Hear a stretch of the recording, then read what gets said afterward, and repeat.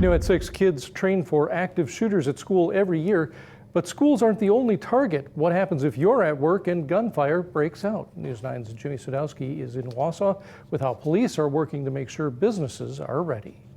For most of us, it's the worst case scenario, an active shooter where you work.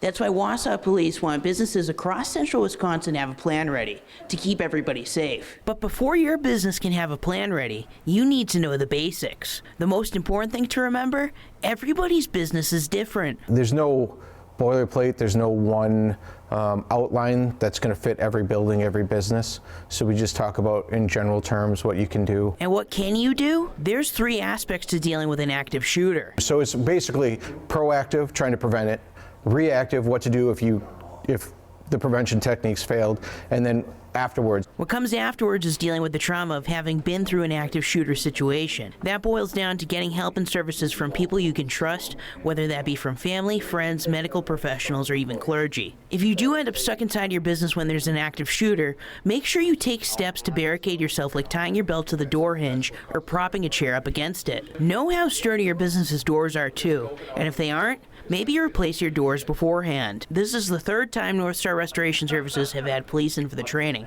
and part owner Jay Crick says it helps. As we learned in the training today, you're going to see a lot of businesses that are open for normal foot traffic are typically your #1 target. So I think it's very important for the average everyday business to just be aware and have some sort of training on hand. And even if you make a call and it turns out to be nothing at all, Wausau PD says still make it. It's better to play it safe so things don't take a turn for the worst. The Wausau PD want you to remember, if you see something, say something. That could prevent an act of violence from ever even happening. In Wausau, Jimmy Sadowski, News 9, WAOW.